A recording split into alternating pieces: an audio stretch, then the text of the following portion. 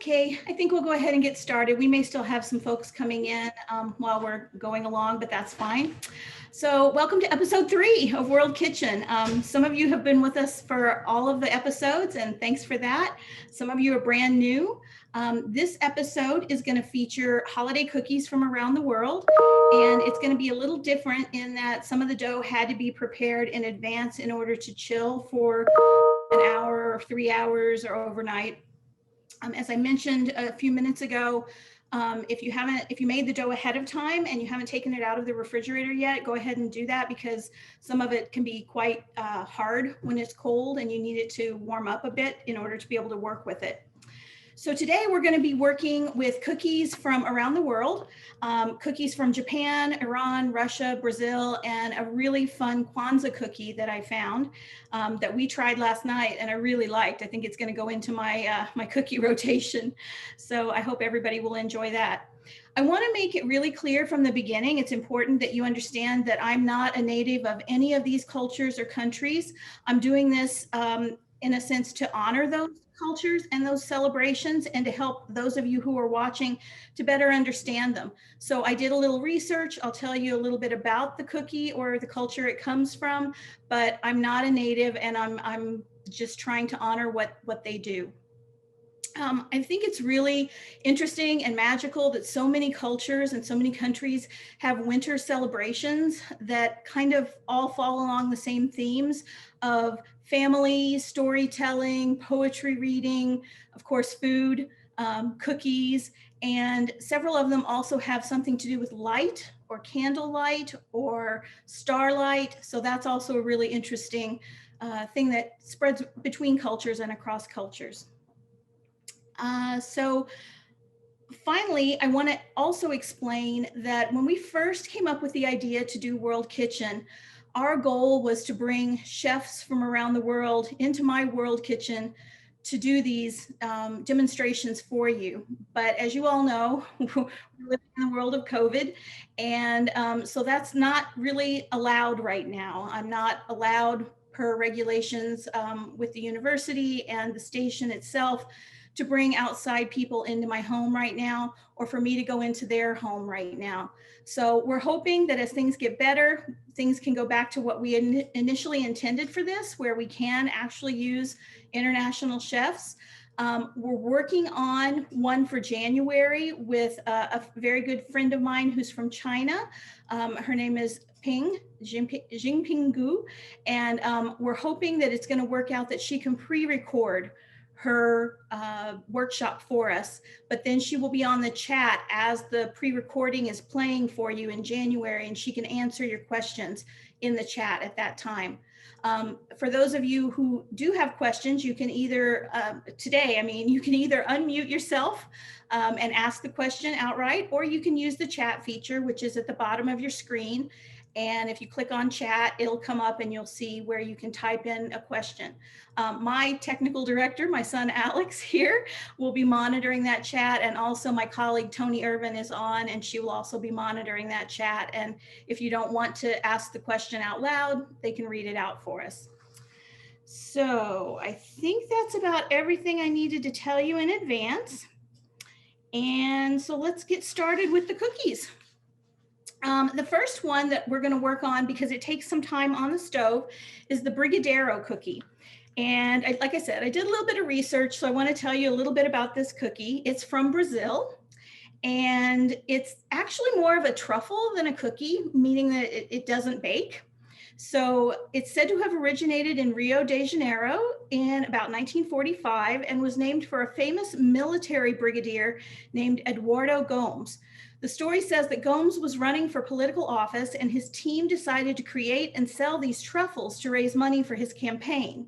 However, coming at the end of World War II, milk and sugar were scarce, so a confectioner named Nabucco de Oliveira decided to use condensed milk, which was readily available. And by the way, Gomes did not win the election, but the Brigadeiro went on to become a traditional favorite of Brazilians for all of their holiday celebrations. So we'll get started with the Brigadeiro cookie, and it has, or truffle, and it has some interesting things at the end after we're finished. So what I'm going to do is pour in 1 cup of sweetened condensed milk. And someone emailed me and pointed out that the recipe actually didn't say sweetened condensed milk, but I'm hoping that everyone understood that. And if not, it is sweetened condensed milk, not just condensed milk. It's a 14-ounce can, and I'm pouring it all into my pan. And it is pretty sticky, so I'm using a silicone spatula to get it all out here. This is just a brand I picked up at the store. As you can see, it's sweetened condensed milk, and it is a 14-ounce can. I know there are multiple different brands you can choose from. So we're going to put that in. Get to my recipe here. Then I have 2 tablespoons of butter. I'm going to add those in. And we're going to put in 4 tablespoons of cocoa powder. And again, being in Pennsylvania, I use the state national brand or the state brand, but you can use whatever brand you like.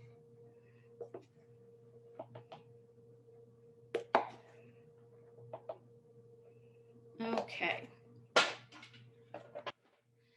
So we're going to kind of mix that together just slightly, and then we're going to take it over to the stove and we're going to put it on.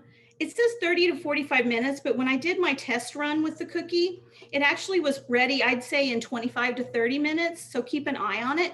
You also are supposed to stir it fairly frequently once you get it started on the stove. So I'm going to take it over to my stove. There we go, turning me around. Okay. Mm-hmm. And get it started on the stove. It does look in the beginning like it doesn't want to mix together. I think once it starts getting some heat to it and the butter melts, it starts to incorporate a lot more. So I would suggest keeping a spoon rest nearby where you can put your stirring implement so that you can continue to stir it several times throughout the cooking process. Okay, so while that's going, we're going to move on and talk about the next cookie. And I know this is all going to move a little quickly. Alex, could you bring over the other tray there? So the next cookie we're going to talk about that we're actually going to make today, as my assistant brings the tray around, is a Kwanzaa cookie. All right. Put this over here. Let's see, let's switch back to the overhead. There we go. Okay, there we go. So the Kwanzaa cookie, actually Kwanzaa begins this year on Saturday, December 26th, just for those of you who might be interested. It's a 7-day festival and it ends on Friday, January 1st. It was created in 1966 after the Watts riots in Los Angeles by a professor and chairman of the Department of Black Studies at California State University, Dr. Maulana Karenga, and I probably didn't pronounce that right, created this as a way to bring the African-American community together after those riots. It's a combination of several harvest festival celebrations where families celebrate with their own traditions, but often involve music, dancing, African drums, storytelling, poetry reading, and a traditional meal. The 7 nights of Kwanzaa follow 7 values or principles, and they are unity, self-determination, collective work and responsibility, cooperative economics, purpose, creativity, and faith. And the 7 symbols of Kwanzaa are the crops, the placemat made of straw or cloth, an ear of corn, 7 candles, a candle holder, and the unity cup, and then of course gifts. So we're going to go ahead and make the Kwanzaa cookie and get it baking. Bring this one over. And Alex is out of camera shot there, but he's giving the Brigadeiro a stir over on the stove to make sure that it doesn't stick or burn. So we've got our oven already preheated to 350 degrees, and we have our cookie sheet prepared. And we're going to go ahead and blend in some almond flour or almond meal. And I did actually have some almond flour, and I incorporated both almond flour and almond meal into this. The first batch I made, I used only the almond flour, and it's very soft. So I thought I'd add a little almond meal this time to give it a little more texture. I got a Trader Joe's brand. They have it in most grocery stores that have a larger baking section. So we're going to add in those 2 cups. This is actually a cup of almond flour and a cup of almond meal, but you can use all of one, whatever works for you. Then we also add in half a teaspoon of baking powder.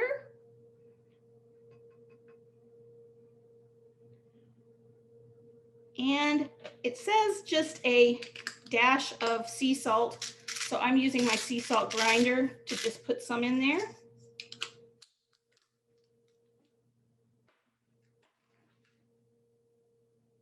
And then we're going to kind of mix that together with a, with a whisk.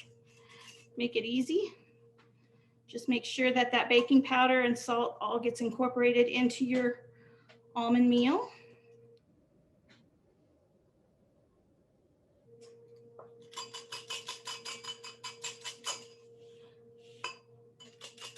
The nice thing about these Kwanzaa cookies is that they're very natural in the ingredients, which is great.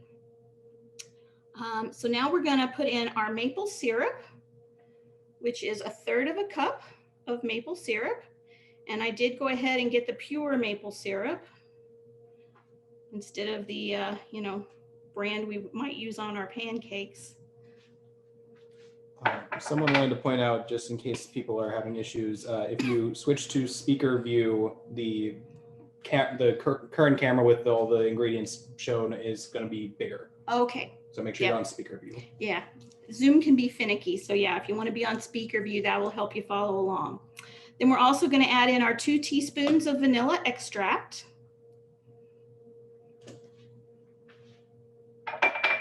And we're going to plug this in and just real briefly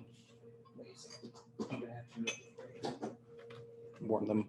Oh, I'm going to mute myself for just a second while I do the mixer here.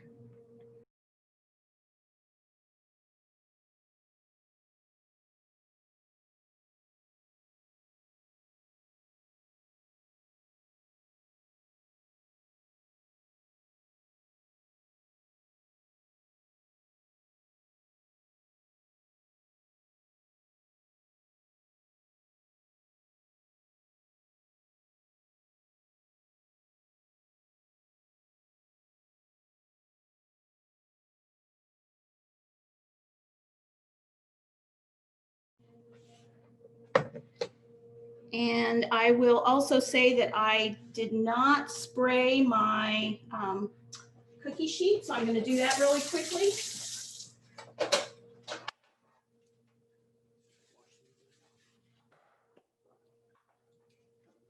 I have parchment paper on my cookie sheet, as you can see, but I'm giving it a light spray as well because these cookies are a little sticky. Tamra, someone asked a question, says you're using a mixer, but the recipe says to stir. Can you use a mixer or do you just stir? Do either one. It doesn't hurt it because it's almond flour. It's not like a regular wheat flour or white flour. So I think it'll be fine if you want to go ahead and use the mixer, but you can stir it either way. So as you can see, it's formed kind of a nice sticky dough. So what we're going to do is form them into balls like this and put them on the cookie sheet.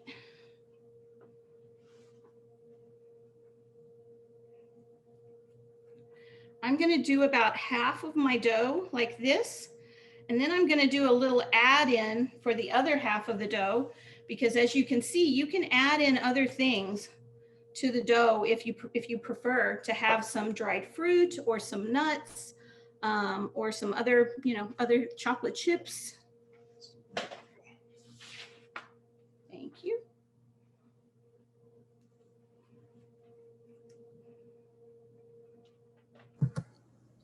Will the dough spread when it bakes, Tamra? Or do they stay more in a ball form? Stay pretty much in a ball. And so that's one of the things that I also tried when I did the first recipe. As it said in the recipe, you can flatten them slightly for a crisper cookie or leave them in the ball shape for a chewier cookie. Okay, turn it way down. Okay. And that's okay. And now I'm going to add in some dried cranberries. And rinse my hands real quick.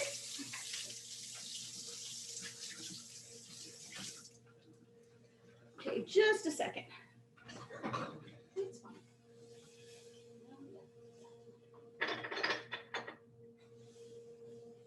Get another pan. Okay, I'm going to mix those cranberries into the dough.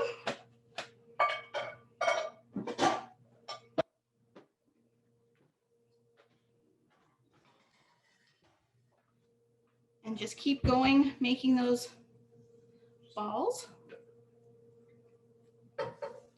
Don't scrape it.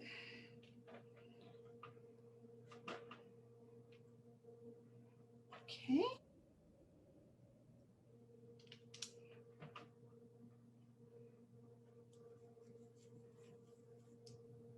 Tamra, what would you suggest for other add-ins? I guess the red for the holidays, or is that just because of the healthy kind of taste?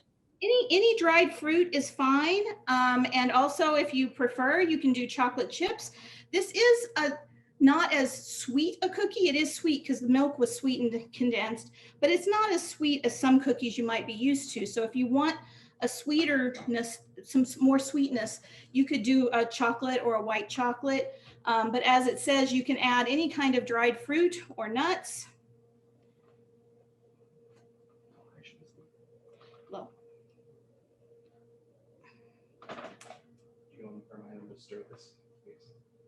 Yeah, and if you're making the brigadeiro, I don't know if anyone is, but remember to keep your fire low and keep stirring it occasionally. All right, now I have this sticky mess on my hand, so I'm going to rinse that off.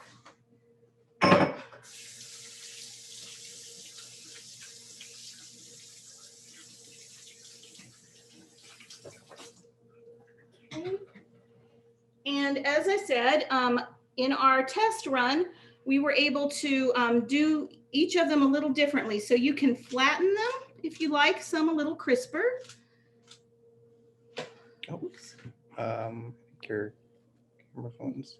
Here we go. Flatten them if you like them a little crisper, or you can leave them rounded and they'll be more of a chewy cookie. And I'll do some of that with a couple of my cranberry ones also. This is lag.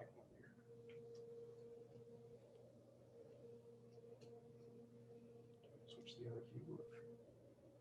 Okay, I think those are about ready to go into the oven, Alex. So we'll let him put those in the oven. Which one? Those were at 350. Tamra, you had another question, just a quick question about when you add things to the batter, will it increase the number of cookies? It says about 12 cookies. If nothing, will there be maybe a few more extra cookies if you put additives in there, additives? Extra, yeah, and I think I actually did get more than 12 out of my first batch where I didn't add the dried fruit, so it might make more. It depends on the size of the balls you choose to make. Okay, so those, Alex, we want to put a timer for about 12 or 13 minutes on those, please. And then I'll move this out of the way. Oh, I just wanted to show you, I just used, you know, a generic pure maple syrup, and of course the vanilla, the meal, and the baking powder and sea salt. So we'll move this out of the way.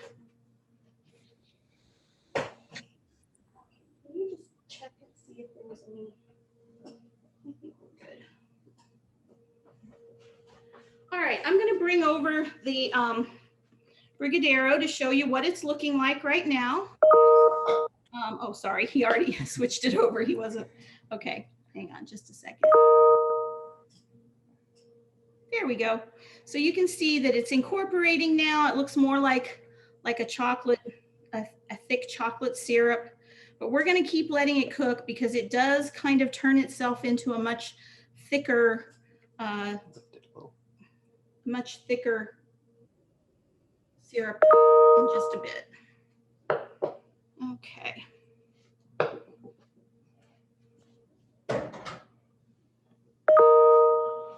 All right, we've got the Kwanzaa cookies baking.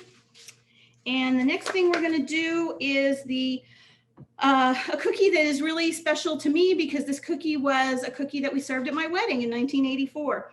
This is a Persian cookie called Noon Barangi. And let me get the dough. This is one that had to be prepared in advance because it did need to chill. And as I took it out, it was pretty stiff. So I'm breaking it up more. And I think what I'm going to need to do also is add just a little bit more oil to the cookie because it has dried out a bit overnight in the refrigerator. So I love your measurements there. You're a real cook. Yeah, I did follow the recipe. Oh, sorry.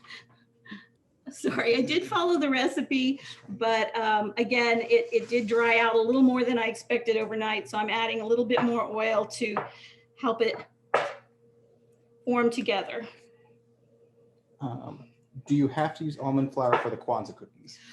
I don't know for sure if you would have to use the almond flour. I think you could probably use any kind of a nut flour. You could probably also try it with regular all-purpose flour like we use. You're just not going to get the same consistency and chewiness that you get with the almond flour. And this recipe, the Persian cookies, calls for rose water. Can we substitute?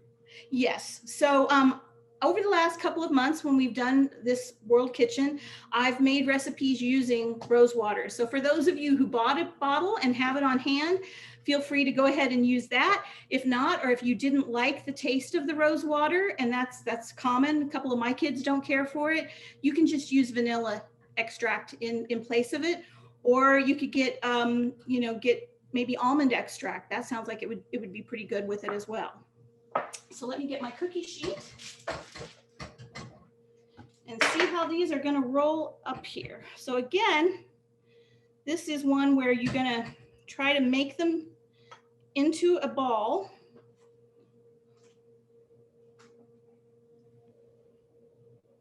And put the ball down on your paper. These don't roll quite as well. At least this batch of mine is not rolling quite as well. And maybe it's just that it's still a little cool, but I'm going to go ahead and put them on there. So I'm just trying to squeeze them into a ball instead of rolling them into a ball. Is the amount of almond or vanilla extract the same for substituting? Yeah, I would say use the same amount for a substitute. If you're going to substitute the vanilla or the almond extract, go ahead and use about the same. Let's see. Quarter cut, maybe for the vanilla or the almond, cut it slightly. Because I think it is a little stronger than rose water. So maybe cut it slightly to 1/8 of a cup. If you have 1/8 of a cup measure, or just go with maybe 2 tablespoons.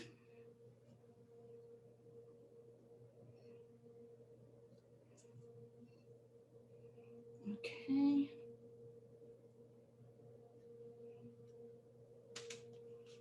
Tamra, while you're doing that, can you explain with your wedding, is it similar to what some of the other traditions? I know the Italians also do cookies for their weddings. Is that kind of? There are a lot of cultures. The Russian tea cakes that we're going to make a little bit later are also, a festive celebration style cookie. So there are Mexican cookies, Russian cookies, these Persian cookies, and these are not very sweet. Whereas, with the others that we're used to, the Mexican and Russian tea cakes, they tend to be a little sweeter because they're rolled in powdered sugar at the end, whereas these don't have any additional sugar added once you bake them up. Okay, Alex is telling me that the Brigadeiro is starting to clump. Let me see. Yeah, you want to bring that over and hold it under the camera so that they can see that. So this is what the Brigadeiro is starting to do. It's starting to want to glomp together there in the side of the pan, and that's exactly what you want it to do. It's going to continue to do that as it cooks. So just keep it going on a very low heat and remember to stir it occasionally.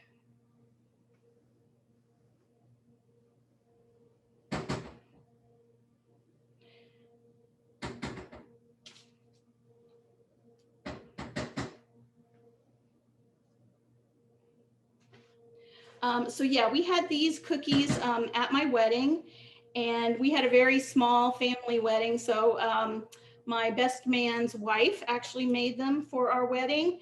And I have to say that my family, being the Southern people they are used to very sweet cookies and sweet tea and sweet everything. So it wasn't exactly a favorite with them, but I really liked them. And I did, learn to make them afterward because I like to make them for all sorts of holidays and celebrations. And one of the holidays that I would normally make these for is actually happening this evening. It's called Yalda, and it's a Persian holiday that celebrates the longest night of the year. Actually, what I'm celebrating is that it's the end of the longest night of the year and that the days will begin to get longer. So let me put this out of the way and rinse my hands again. And I will show you a little trick. Let's go overhead, Alex. And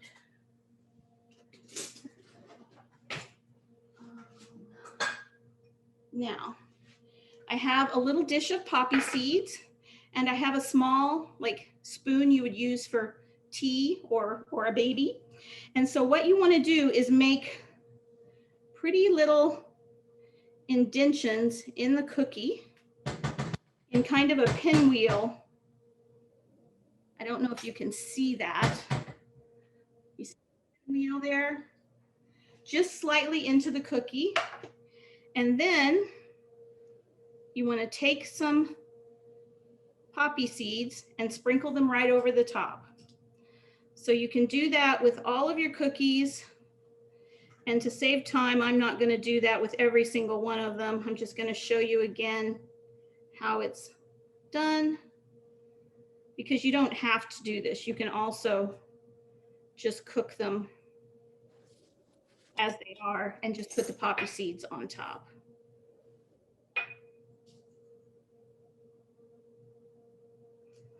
So some of them, I'll just go ahead and put poppy seeds on them. But if you want to get fancy, you can.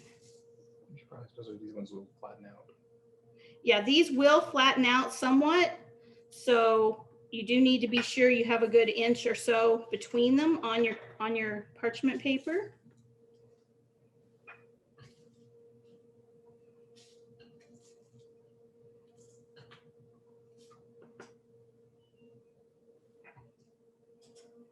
And there we go. All right. So these cookies will bake for about 20 minutes at 325. Okay. And how much time do we have on the others, Alex? 3 minutes. Okay, we just have about 3 minutes. So before I start the next cookie, I want to tell you a little bit more about, to the front view. There we go. Tell you a little bit more about Yalda, which I was mentioning is happening this evening. So one of the things about Yalda, much like the Kwanzaa holiday celebration, is that people get together. They gather at the home of usually the eldest member of the family. So often the grandparents or granduncles and aunts. And they serve what's considered the last fruits of summer. So they've saved watermelon. And here we can find small watermelons right now, and pomegranates, and assorted nuts. And they sit around and they tell stories about the family or about history. They read from a special book of poetry by the poet Hafez that's supposed to help them understand. They can ask questions to the book, and it gives them their future and tells them what's going to happen in the future. So if you have someone who's skilled enough to do that, who is a Hafez reader, that's really special if you have one of those in your family. So you would sit around and you would stay awake all night to greet the day. And the next day, of course, is when the days begin getting longer because this is the solstice for the winter coming up tonight and tomorrow. And there was a little controversy this year about whether tonight or tomorrow night is actually Yalda. But because of a special leap year happening in the Gregorian calendar, in Iran, it is being celebrated tonight. And most other places around the world, it will be celebrated tomorrow night. But we're doing tonight since this is the weekend night. There are a couple questions. First, do you think it makes any difference if you use imitation vanilla extract rather than vanilla extract? That's a good question. I mean, it doesn't make any technical difference. It's the flavor that's going to be different. Imitation vanilla extract, of course, has no alcohol in it. So if you are,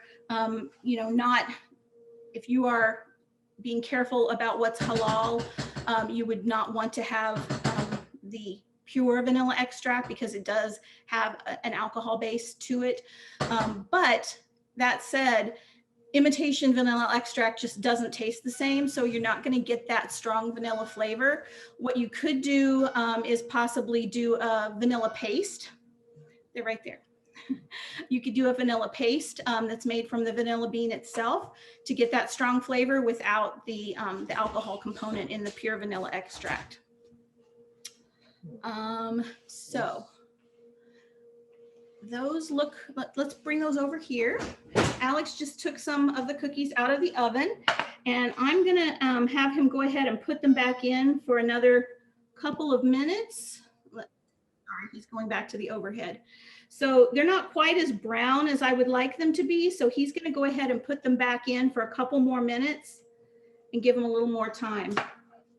I'm thinking that in using the almond meal, you might need to use the longer time frame of the baking. Just watch them so when they start browning and looking like they're firming up, that's when they're ready. Put them in for like three more minutes. Okay. So we've got all those cookies baking. There's also another question that was a bit longer. You might want to read it out yourself. I have a question to all coming from Korea. We don't have cookies, maybe fried rice cakes, but mostly steamed rice cakes, moon cakes, etc. Why are cookies popular in America? We have bakeries all over and eat cookies, including the older generations still prefer the rice cakes with bread and fillings. So why are cookies more popular in America? I don't know for sure. I would assume that cookies are easily portable, and maybe that was part of the reason that they became so popular here, because when people would travel, they were easy to transport.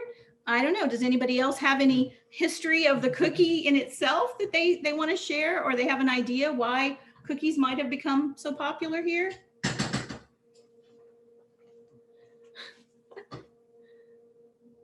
Not sure. Okay, let's see that one. Okay, let's bring this back over here, and you will see that this has formed into kind of a nice, it's all sticking together, and it's wanting to look a little bit more like a dough. So it's not spreading out all over the bottom of the pan anymore. All right, I think it's time to go ahead and put it into a separate container, and we're going to put it in the refrigerator in order to get it to cool down a little quicker so we can work with it at the end of this workshop. So I'm just going to pour that right into this container, or this bowl, and Alex is going to put it right into the refrigerator for us and hope that it chills a little quickly. All right.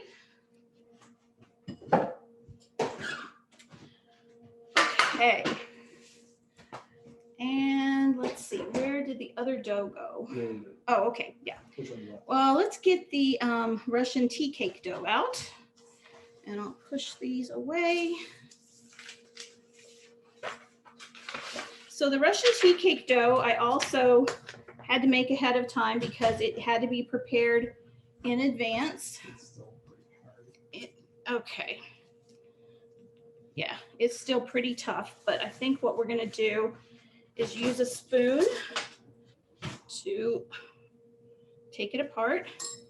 And this is one of those that also you will put on a parchment lined cookie sheet. So you're gonna roll the balls out like we did before and put them on the cookie sheet. Now, some of you may not have made the Russian tea cakes, but might have in the past made something like the Mexican wedding cakes. So this is very similar. These balls will not spread, so you don't have to give them quite as much room on the cookie sheet. So I'm gonna try to get maybe 4 across here. And I'm using about a teaspoonful of dough, which gives me about a 1-inch ball for the cookies. The special thing about these is that they have ground hazelnuts in them, as opposed to the ground walnuts or ground pecans that we often would use in the Mexican wedding cakes.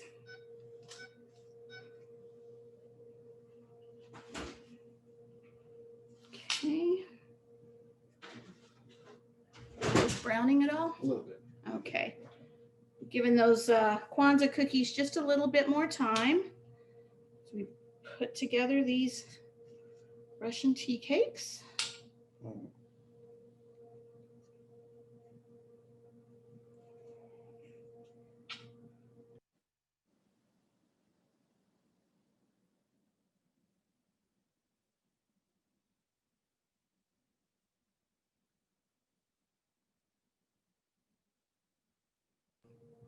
So as you can see in the chat, Andy says the answer to the question about cookies was that sugarcane plantations exporting slave labor from Africa spawned.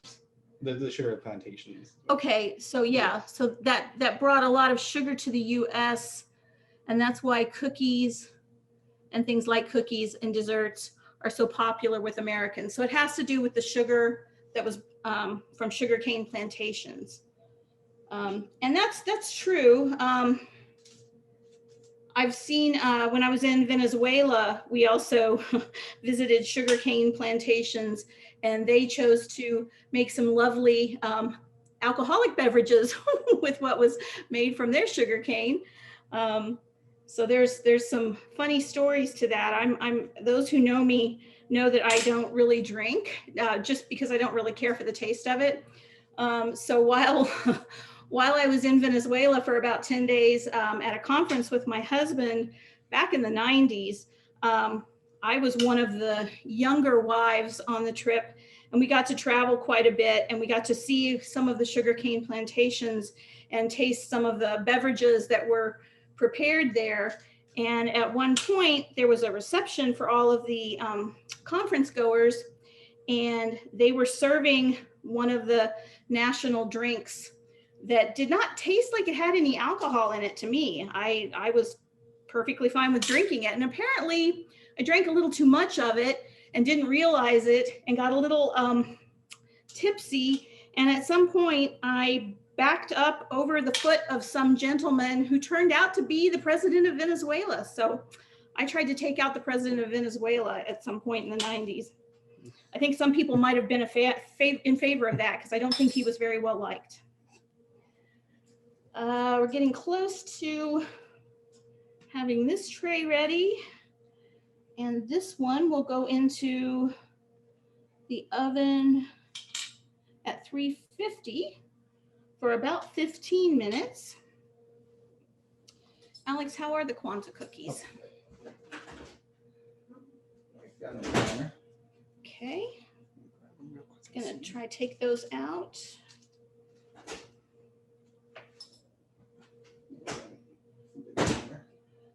Yeah, those look pretty good. You want to hold that under the camera there? And you can see that they've gotten a little bit browner. It's a little hard to tell with the almond meal than it was with the almond flour. And I did save some of those almond flour cookies so I can show you the difference in when you use them. The almond meal, of course, has a lot of brown bits in it. So it's a little harder to tell what's cooked and what's just a part of the almond meal. All right, we'll put this dough aside to finish up later.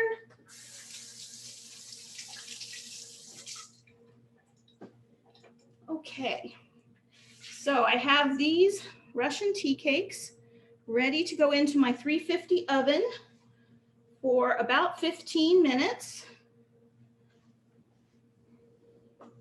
And we will go ahead and take those over there. And then I am going to bring the Kwanzaa cookies back so that you can see how they're going to turn out. So we're going to take them with a spatula. Give me that orange spatula right there. Just switch it over to the. And put them onto my. So here we go. You can see that they're a little browned on the bottom, and you can see the flakes of the almond meal in the cookies. So these are the ones that were flattened. These are the ones that have the dried cranberries in them that I flattened out somewhat before we baked them.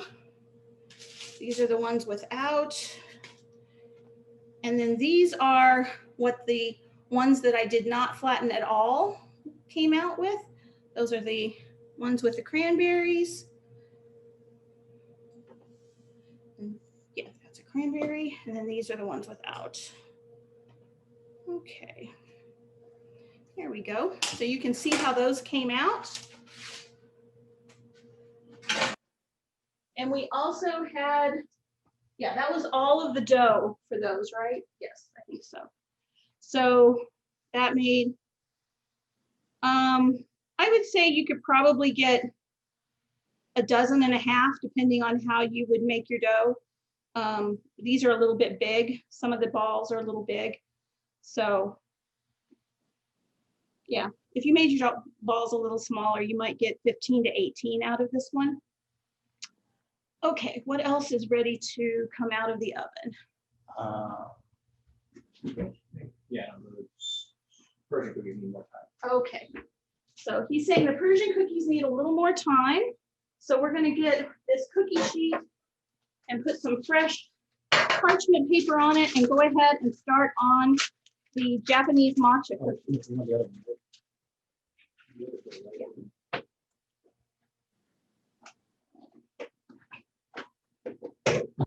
All right.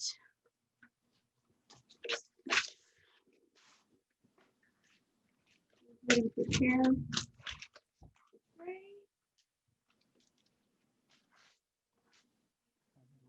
On the part, please. Okay. So Which one you said? my matcha dough, give me the other one too, Alex, and I'll show them what. So when I made the matcha dough last night, you were supposed to roll it into a cylinder about 2 inches across and cover it in plastic and refrigerate it overnight. So I cut it in half as it said to do. And so this one we haven't tried to warm up yet, but the other one we did, and you can see it's kind of come apart in the center, but that's perfectly fine. There's a couple questions. Okay. For the someone said, I just made the Russian cookie dough and put the ball in the freezer. Is that okay? How long should it chill? Well, the recipe says to let it chill for a few hours, I believe. You can read the recipe again for exact times. In the freezer, it will cool it faster, of course. It just needs to be cool to the touch so that it'll stick together well, I think. You don't want it to freeze for sure. And the other one says, my Persian cookie dough is really dry. Should I add more oil to it? I haven't refrigerated it yet. Yeah, I would go ahead and add a little more oil if it's really dry. I think it just depends on the rice flour you get. I've made it before when it hasn't done that, but the rice flour that I purchased new to do this seems to be, I don't know, has something in it that makes it a little drier. So go ahead and add a little bit more, maybe a few tablespoons of oil until it starts feeling more like a dough and being able to stick together. So what we're going to do now is use a really good sharp knife and take our matcha cylinders here. And those of you who made the matcha dough, let me get to that one. So these cookies are made with matcha, which is a green tea powder. And there are various ones you can pick up at Wegmans or in other international markets. This is the one I got. It's just called Matcha Love. And as you'll see, when you open it, it's this beautiful, beautiful green color. Be very careful when you open it that it is very, very powdery. So if you put this into your mixing bowl and turn your blenders on, you might get a cloud of green dust. So turn your mixers on very carefully when you make this. But it gives it a very distinctive flavor. And there are a lot of people now who think that matcha is really good for you. So it's become very popular. So what are you doing? Oh, okay. So turns everything this beautiful shade of green.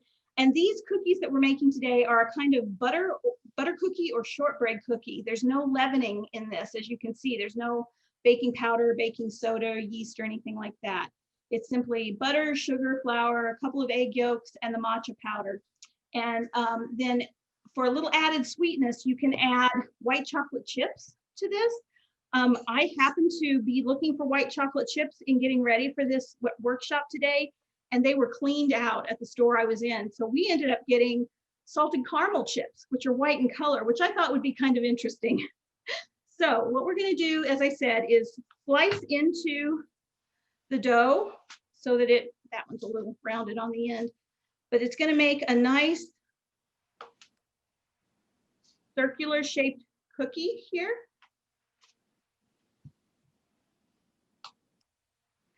Prior to today, I had made another recipe of the matcha cookies, which is what you would have seen in the advertisements for this workshop.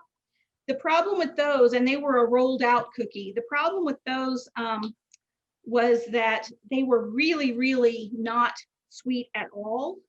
And I just didn't think they would be a hit with people. So I looked around and found another recipe that seemed to be more favorable for people who like a little sweetness in their cooking.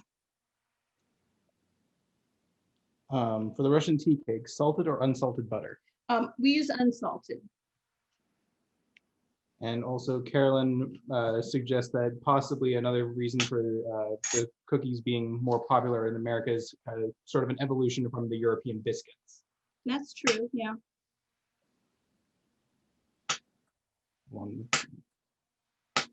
Yeah, it's funny the different words that people use for cookie.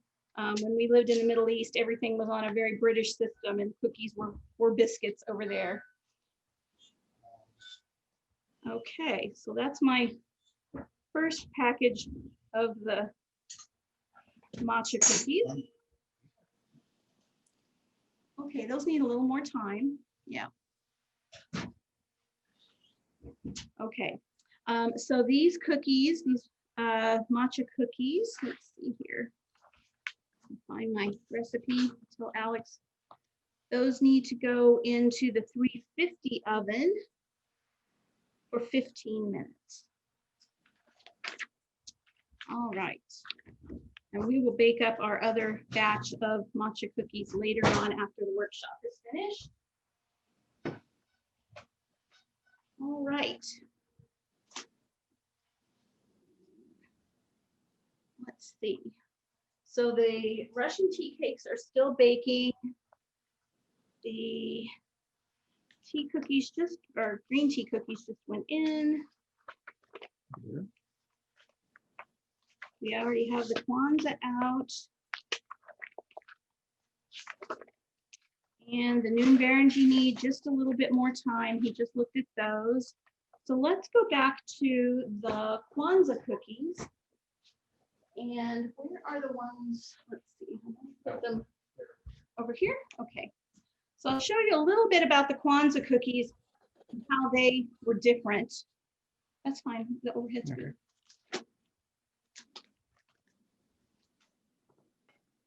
So these were the ones we just took out of the oven that we baked today. And in comparison, these were the ones I baked yesterday that were using only the almond flour and not the almond meal. So you can see that they have a really different look to them. The meal has a lot more of the brown flecks of the almond in it, whereas the almond flour does not. So those came out. These are the ones I flattened, and the ones I did not flatten were more like this.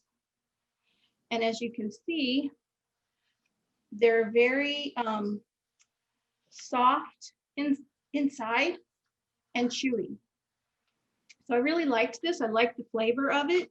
And as I said, I think we will definitely make these again. Haven't tried it yet with the almond meal, but I'm looking forward to trying that.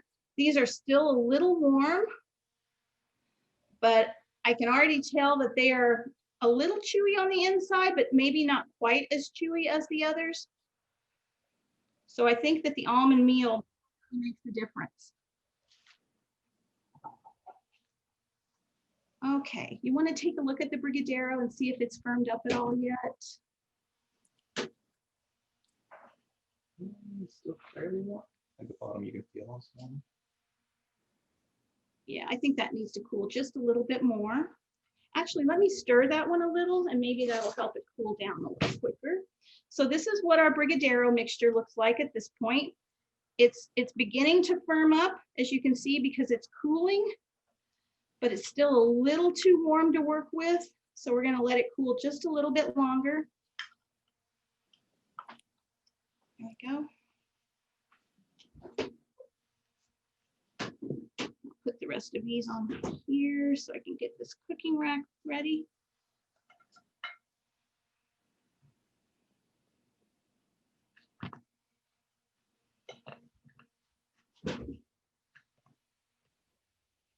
Okay. What's going on with you right now?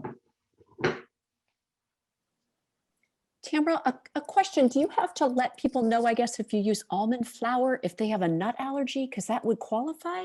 I just thought of that with people's allergies. I would assume you would. However, they're better for people who have gluten allergies, obviously. So, Right. So they'd be good for gluten-free people, maybe not good if someone has an allergy to almonds or to nuts in general. Okay.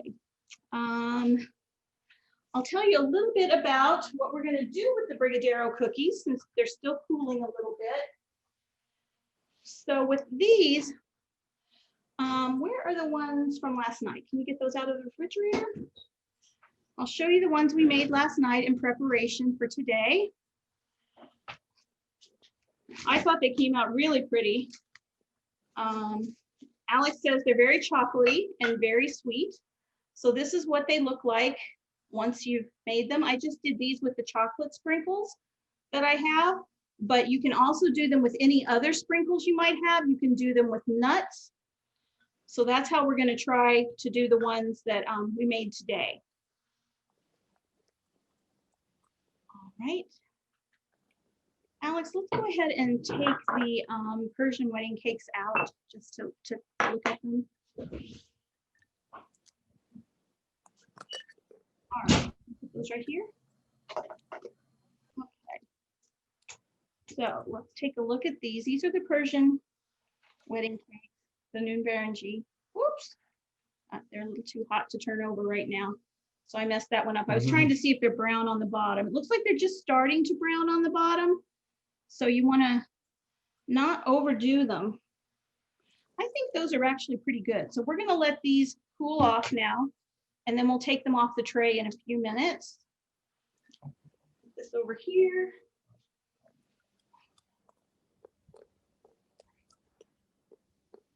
There we go. All right, let's go ahead and get the Brigadeiro out and we'll work on those while everything else is still cooking. And I'll need a, let's see.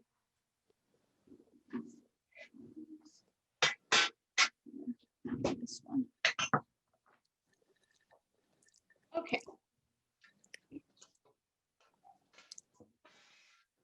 So again, using a small spoon, you're going to take the Brigadeiro mixture and decide how much of a ball you want to have. And it's cool enough now that it will stick together. Roll it into a ball. And you saw the ones I made with the chocolate sprinkles. I'm going to go ahead and do this one in some nuts.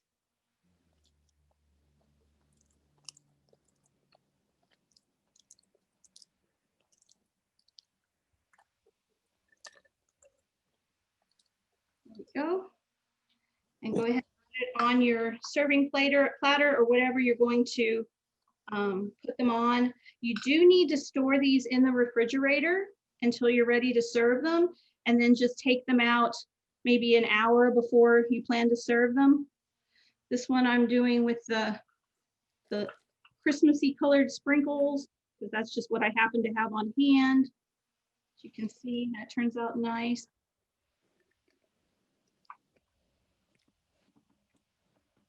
I did find when I was making this yesterday that your hands do tend to get sticky over time, and that for some reason keeps the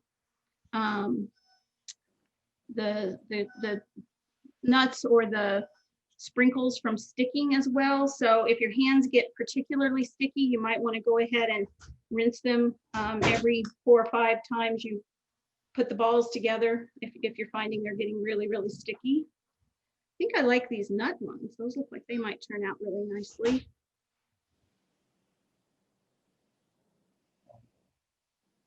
A little bit longer, yeah.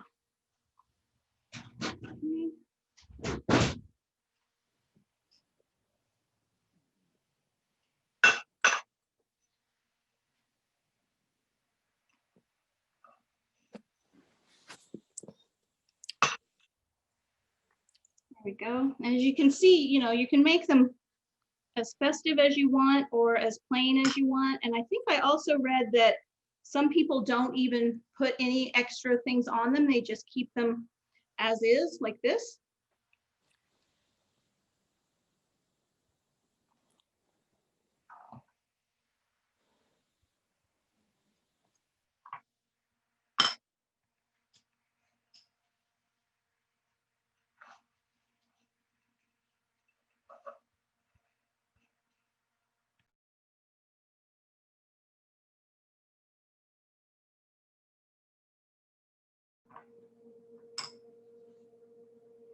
There we go.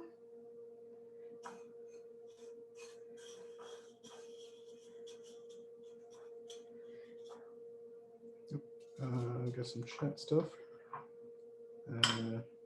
Do you think pulverized candy cane would be good to roll them in? Ooh, that sounds delicious. Yeah, I love that idea. Pulverized candy cane. That sounds great. Someone also suggested possibly rolling them in cocoa. So I guess more. Yeah, powder. more chocolate. There's no such thing as too much chocolate, so I guess that would work. But you know, it's unsweetened cocoa, so I think that would be fine. I feel like it would probably absorb into the ball a little bit because it, you know, cocoa is going to be absorbed, I guess is, yeah, I don't know how I say that exactly, but it would absorb into the ball a bit. So I'm trying to see, I know last night I felt like it made more than I thought it would. What you can get out of 1 can of the sweetened condensed milk. These are also, like I said, they're so easy to make. Obviously, the hardest part is just letting them sit on the stove, really low heat, and stirring them frequently until it forms the right consistency for you to work with, and then cool down. So 1 more of these.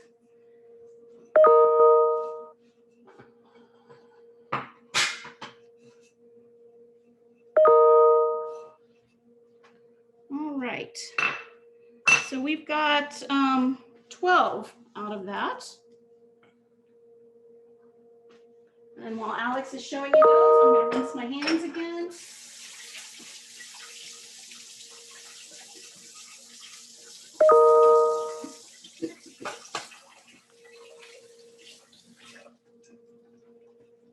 Okay. So I'm going to scoot these over a little bit.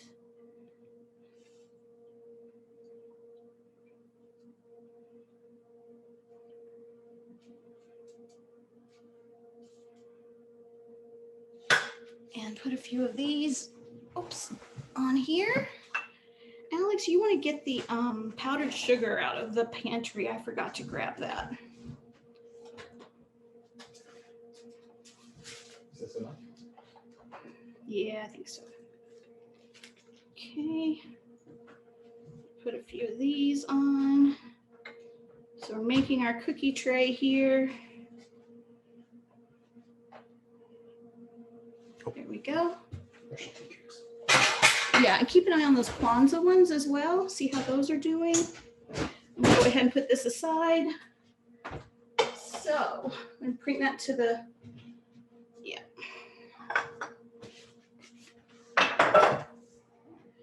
So the Russian tea cakes are now pretty much where we want them. Again, they're so hot, I don't want to try to lift one up to look at the bottom, but I can kind of see underneath that they are browning.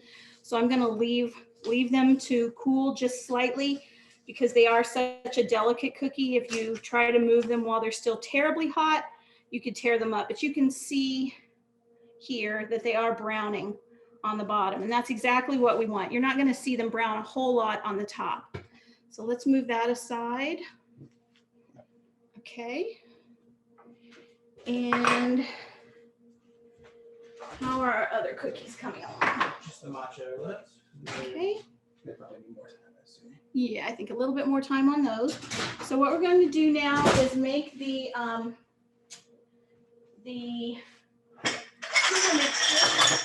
Sorry, the sugar mixture for the Russian tea cakes. And for that, we need powdered sugar and cinnamon. I also didn't get the cinnamon out. If you want to grab that for me. And again, this is not something that's, got to be precise or exact. If you like a little more cinnamon in yours, feel free to do that. I tend to like a lot of cinnamon in mine. Where are my Russian tea cakes?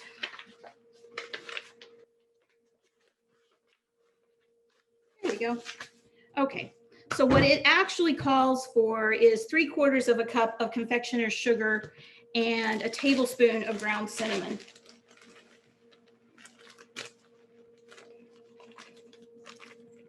I didn't measure any of that out. I'm just doing it. There we go. We're going to mix it up. And as I said, you want to let those Russian tea cakes cool before you start putting them in the sugar. But we're just going to go ahead and get this ready for when they are cooled enough to roll in the sugar.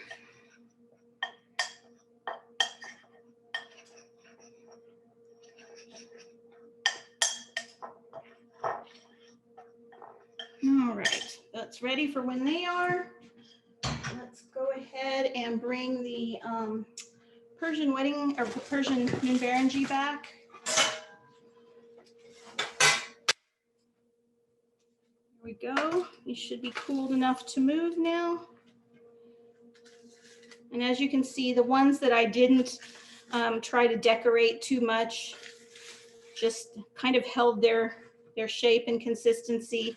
This one that I did do with the spoon to make the pinwheel, it kind of kept that look to it.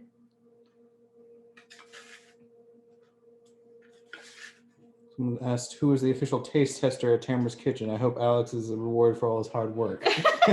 Yes, Alex does get to be the official taste tester, and often is the one who eats most of the things that come out.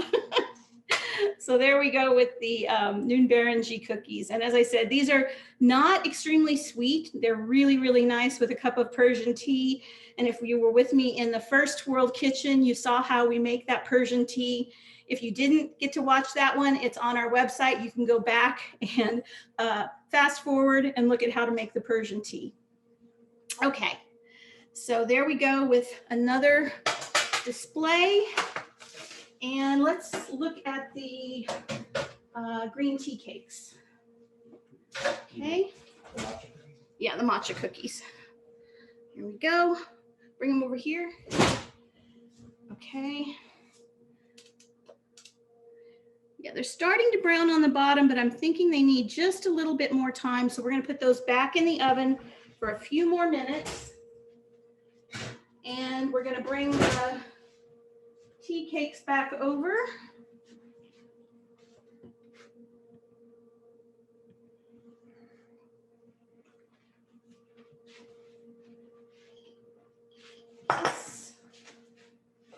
And we'll do just a few so that you can get an idea of how they are going to work.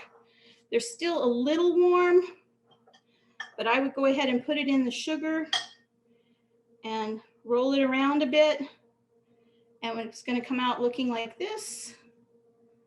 And just go ahead and put it on your serving dish. Someone's asking me what are my favorites.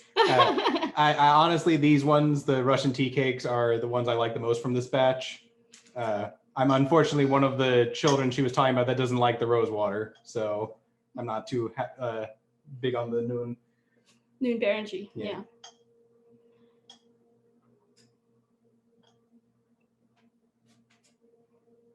And I've also found, like when I'm making these or when I'm making the Mexican wedding cakes, that if you go ahead and roll them while they're slightly warm and put them on your serving plate, once they've cooled completely, you can roll them a second time, and that'll just give them a little bit more of that powdery, snowy look, and it'll stick a little more.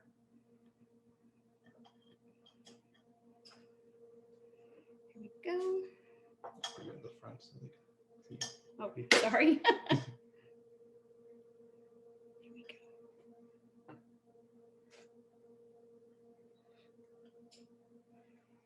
All right. So now we have, it's going back to the other view. Oh, didn't switch. Oh, there we go. There we go. So this is what our Russian cakes are going to look like. And they are a little bit sweeter again because they do have the powdered sugar on the outside. So we'll put those there and move this back, and we'll go ahead and get the matcha cookies out.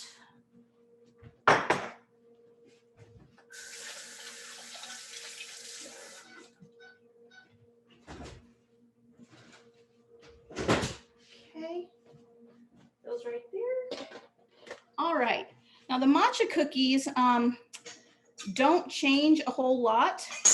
So what we're looking for with these is to make sure that they've got a nice firmness to them. They're not doughy, and that they have started to brown underneath.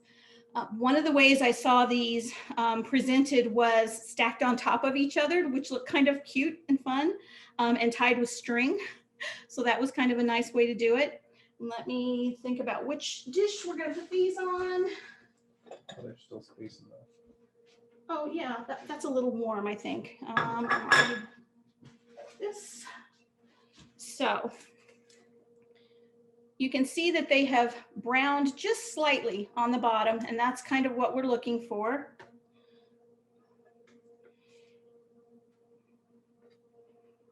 I think before you would want to package them at all, you definitely would want to let them cool completely. I think they're going to be really nice with the little bit of sweetness of the white chocolate, or in this case, the salted caramel chocolate chips. And I will scoot this to the side and have you bring the big tray over so we can put a few more of everything on here. So we have our brigadeiros and our Kwanzaa cookies. Put the matcha cookies here.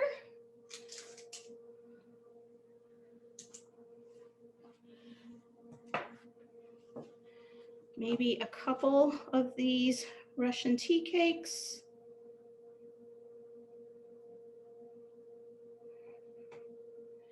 And can you get that and hand it to me? There we go.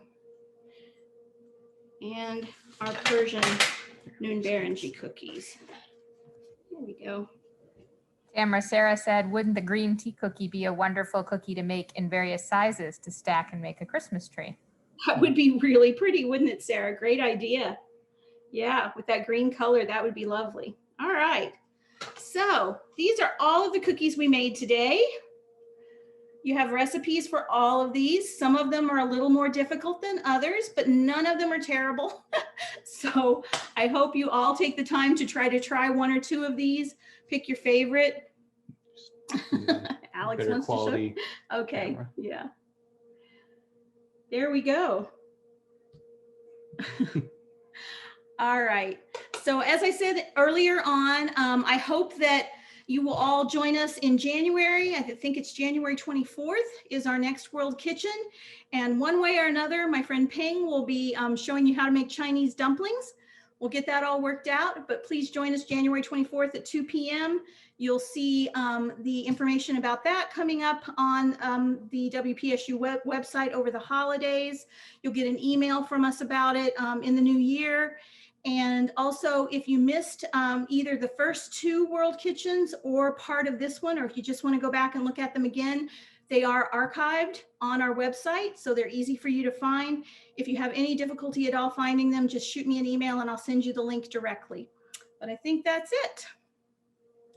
Everybody, thank you. Have a great Thanks, holiday. Tamra. All right, bye-bye.